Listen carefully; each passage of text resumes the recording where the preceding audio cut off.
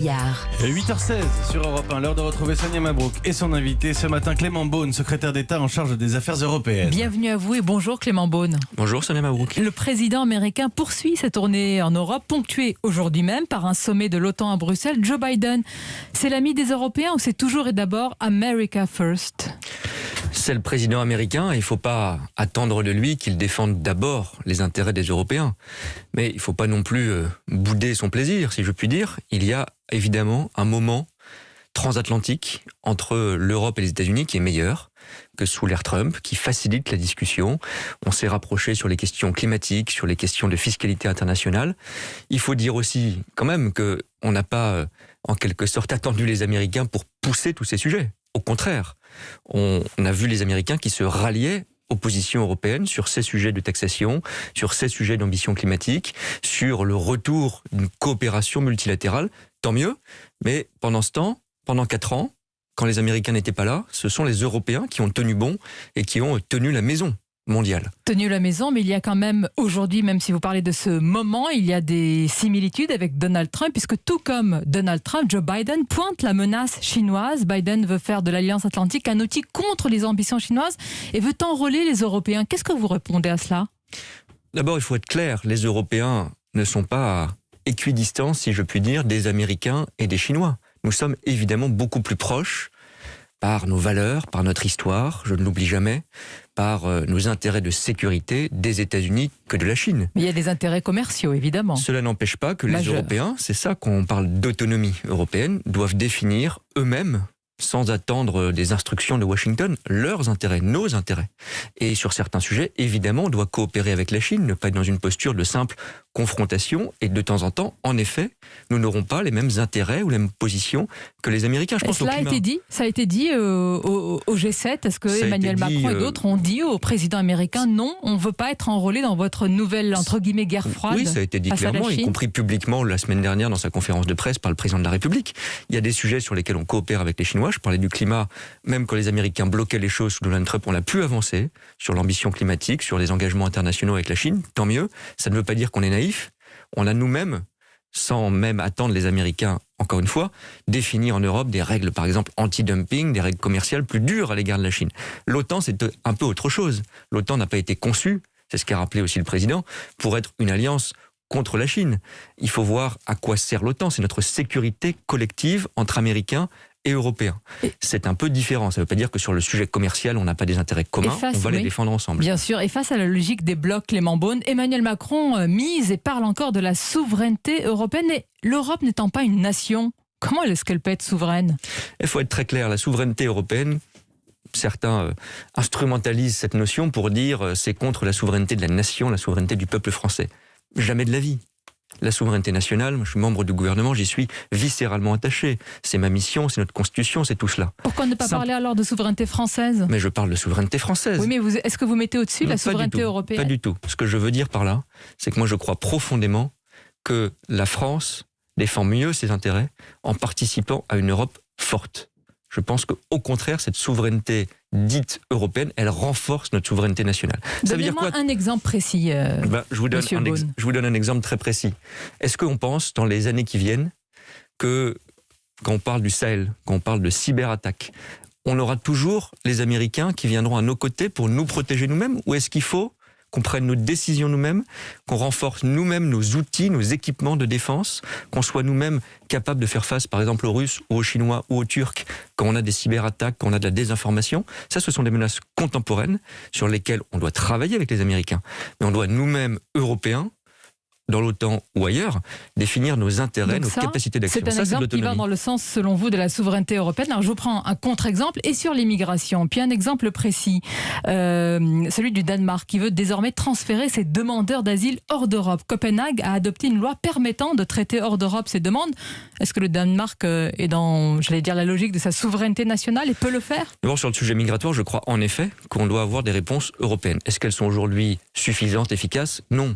Clairement, il y a des sujets qui progressent. Donc la souveraineté nationale, dans ce cas précis, est plus forte. Mais la souveraineté nationale est toujours importante. Simplement, en Europe, on coopère sur certains sujets. Sur le sujet de la protection des frontières, est-ce qu'on pense qu'on va laisser la Grèce toute seule, l'Italie toute seule, l'Espagne toute seule faire face à des vagues migratoires ? Non. on a besoin de solidarité et de soutien européen. On a par exemple créé une police des frontières européennes qui s'appelle Frontex, qui va monter en puissance. Oui. Moi, je préfère des solutions On comme le dit ça. depuis des années qu'elle va monter en puissance et on l'attend toujours, avec toujours des drames en Oui, bien Méditerranée. sûr, mais ça progresse. Oui. Ça progresse. Et regardez en Grèce ce qui se passe. C'est cette agence européenne qui aide aujourd'hui et qui a aidé quand la Turquie a provoqué l'an dernier face à la Grèce, aux côtes grecques, qui a aidé à contenir. Estime qu'il faut s'en saisir et tout seul. Là, c'est une mesure spécifique. Je veux être très clair. C'est sur le droit d'asile. Il ne faut pas tout confondre. Qu'on se protège de trafic, de passeurs, d'immigration illégale, notamment immigration économique. C'est normal. Moi, je n'ai aucun problème avec ça et je pense qu'on doit le faire avec des outils européens aussi. Que le droit d'asile, c'est-à-dire des gens qui sont persécutés pour leur religion, leurs opinions politiques, leur orientation sexuelle, n'aient plus le droit de venir en Europe, ça je ne m'y résous pas. Non, mais et le Danemark, c'est ça qu'il remet en cause par cette loi. Pour des considérations morales, dites-vous, parce que le Danemark a le droit de le faire concrètement. C'est ce que nous sommes en train de regarder parce que ça n'est pas sûr. Nous avons des engagements internationaux. La Commission européenne a d'ailleurs engagé une procédure, le Haut Commissariat aux réfugiés aussi, pour vérifier que cette loi est conforme aux engagements du Danemark. Mais surtout... Mais vous imaginez les Danois qui doivent se dire mais nous on a le droit, ce projet de loi a été voté chez nous et les Européens vont nous dire non. Pas du tout. Les Danois comme les Français, ils ont le droit évidemment de faire ce qu'ils veulent.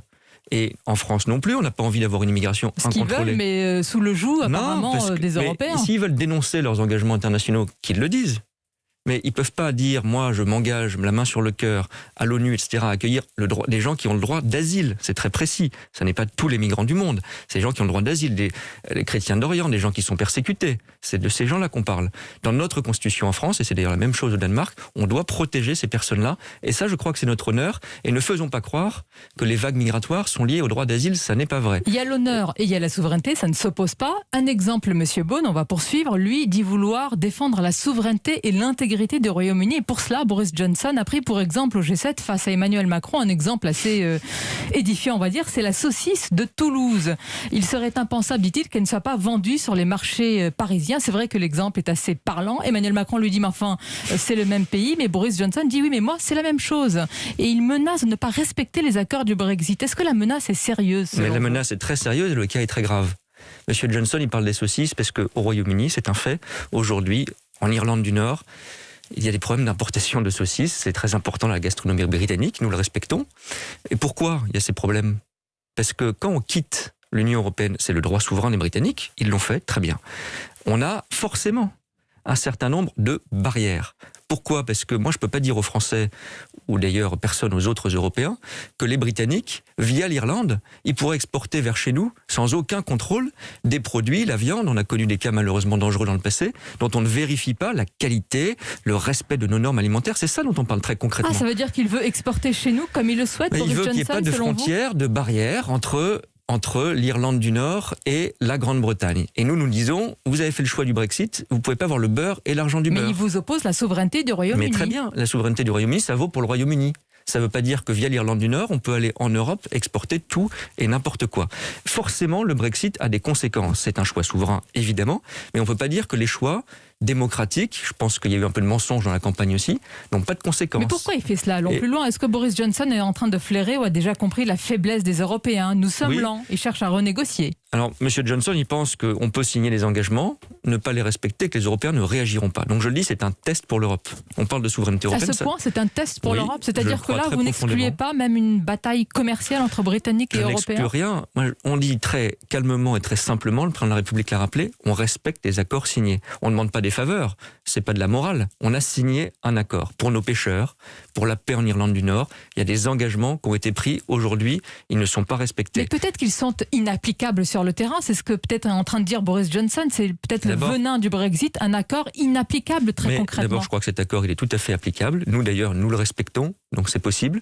Et il a été négocié pendant 4 ans. Michel Barnier, pour les Européens, a négocié. Il était là ici même la semaine dernière, oui, il nous l'a expliqué. Monsieur Johnson, les diplomates britanniques, ils n'ont pas signé n'importe quoi. Ils l'ont fait voter par leur Parlement. Les parlementaires britanniques sont élus par le peuple britannique, ils savent ce qu'ils font. Donc maintenant, on respecte un accord.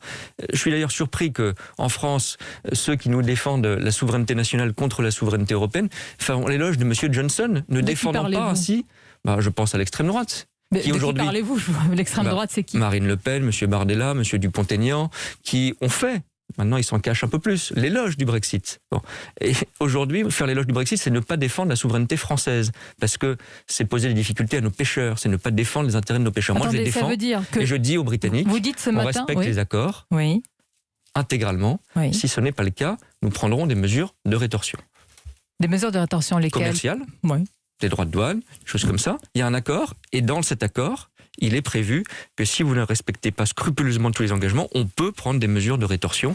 On a de quoi défendre nos intérêts, nous le ferons. Un mot pour nos pêcheurs, ça voudrait dire aussi que s'il y a une telle tension ravivée, ça veut dire qu'il y a des répercussions évidemment sur le secteur de la pêche aussi. Mais il y a déjà aujourd'hui des difficultés, parce que les Britanniques n'appliquent pas les accords. Donc moi, je défends, c'est mon rôle dans le gouvernement français, en tant que responsable politique, de défendre les intérêts de nos pêcheurs. Cet accord nous le permet, nous le ferons jusqu'au bout. Et avec donc des mesures de rétorsion à la clé ce matin. Pour conclure, Clément Beaune, dans notre pays, une jeune femme, Mila, a dit, je cite sa phrase, « Je vais forcément ne pas rester en vie ». Dans notre pays, en France, terrible témoignage bouleversant et les menaces redoublent d'intensité à son encontre. Comment vous réagissez? Il y a eu une marche dite des libertés. Est-ce qu'il ne faut pas aussi et surtout défendre ces libertés de vivre tout simplement en France? Si, bien sûr, j'ai entendu le témoignage de Mila qui fait froid dans le dos. D'abord, elle a un courage extraordinaire parce qu'elle ne veut pas se taire. On peut penser ce qu'on veut de ses propositions. En France, on a le droit de dire cela et c'est notre honneur. Là aussi, ce sont nos droits, nos libertés, notre mode de vie qu'on défend. On le défend d'abord par une protection qu'on assure bien sûr à Mila, ça c'est la responsabilité politique. Et au plus haut sommet de l'État. Au plus haut sommet de l'État. Il faudrait une réaction, un mot du président de la République. Mais c'est pas ça le sujet, je crois que... Ce serait hautement symbolique. Il y en a eu, il le fera peut-être, mais je le dis aussi en tant que membre du gouvernement, le soutien est total. Il faut, je crois, que ce soit dans notre vie quotidienne, dans notre liberté d'expression, dans notre expression, qu'on n'ait aucune lâcheté, aucune faiblesse. Mila, elle sera protégée par notre détermination collective. Merci. Plus encore que par ce qu'on fait aussi, bien sûr, des mesures de protection physique, mais c'est notre engagement, notre détermination sur la laïcité, sur la liberté d'expression qui fait sa force, celle de la France. Merci Clément Beaune d'avoir été notre invité ce matin. Bonne journée à vous, ainsi qu'à nos auditeurs, bien sûr. Merci.